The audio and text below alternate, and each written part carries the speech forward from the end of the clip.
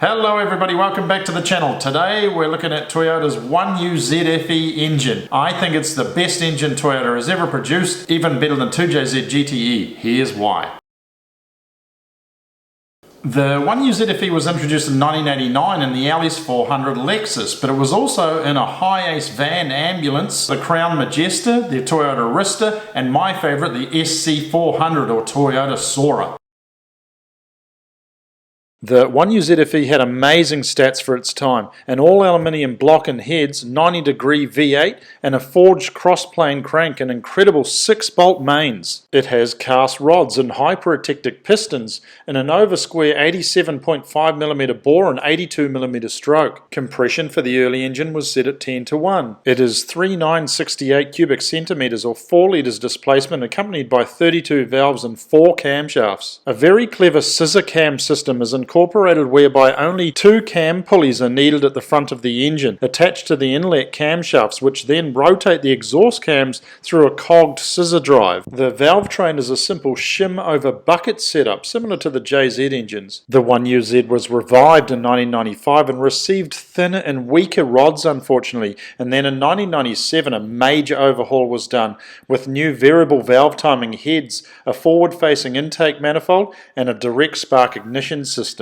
Horsepower on the early 1UZ was only 256, and with 260 pound-feet of torque, the VVTi system made it all the way up to 300 horsepower though, with 310 pound-feet of torque. The engine was discontinued in 2002. It's a part of the UZ family of engines, which is the 1UZ, 2UZ and 3U ZFE. The 1UZ and 3UZ are all aluminium block and heads. The 2U ZFE is a more of a high torque engine. It's a cast iron block and made for big Lexus heavy vehicles. The 3U ZFE is very similar to the 1UZ. It's all aluminium, but it's 4.3 litres in displacement. It didn't come out until the year 2000.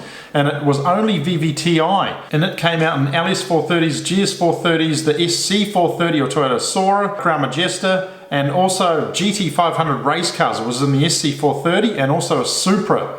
There's also major evidence that Toyota must have considered the 1U ZFE to go in the Mark IV Toyota Supra. It shares the front and rear subframe from the Toyota Sora, and the engine drops straight onto the mounts. Even the ECU plug is identical to the 2JZ. The 1UZ is also lighter than the 2JZ, and it sits behind the front strut towers. Let me know in the comments if you would have liked this or if you hate this idea. Now we're going to do a very quick comparison between the 1UZ, 2UZ and 3UZ engines to show why I think the original Gen 1 1U ZFE is the strongest platform to create a boosted engine out of, twin turbo or supercharging. Let's start with the 2UZ's downfalls. Mainly it has 2-bolt main caps, whereas the 1UZ and 3UZ have 6-bolt main caps. It has the cast iron block, which is very strong, but it weighs a lot, and a lot of people don't want the weight. It also comes factory with really skinny little rods, so with an unopened engine you definitely don't want to go near the 2UZ if you're going to boost it. The 3UZ, whilst it has probably better flow and VVTi heads, it's a lot more advanced. It also has the forward-facing intake manifold and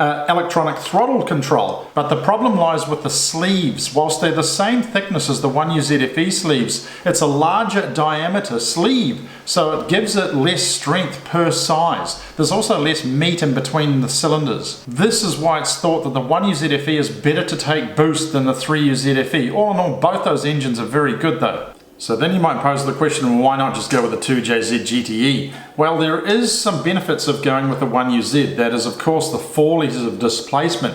If you're going for drag racing or anything over 1,000 horsepower, the 2JZ is definitely the engine for you. But the 1UZ will give you much better low down torque response and get on boost earlier because of that 4 litres of displacement.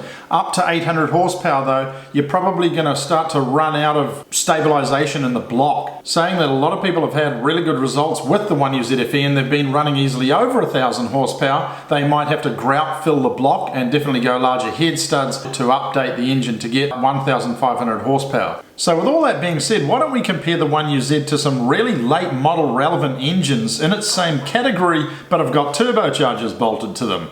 So it's no secret that a trendy engine platform for the big Euro manufacturers these days is a 4-litre V8 twin turbo. Mercedes-Benz have got their 4-litre V8 bi-turbo. Audi's got a 4-litre V8 twin turbo. McLaren Uses the 3.8 litre V8 twin turbo, now a 4 litre V8 twin turbo for the 720. Ferrari has got their 3.9 litre V8 twin turbo. They're all quad cam 32 valve. You've got that with the 1UZFE, but on a budget you can go buy it from a recce yard for about $1,000 and start to play with it rather than playing with a $20,000 Mercedes-Benz engine or a Ferrari engine and hope that you don't blow the thing up. I guess what I'm trying to say here is that if you want a budget 4 litre quad cam 32 valve V8 twin turbo, the 1UZFE platform is a very good way to go. It's still extremely relevant for this day and age, which is unbelievable since it came out way back in 1989. I love this engine. I hope all of you do something in your lifetime to do with this engine. It's definitely an engine that holds a special place in my heart. Thank you, Toyota and 1UZFE. Thank you very much for watching, everybody. My name is Clayton. This is Super V World. I'll see you in the next one. Bye now.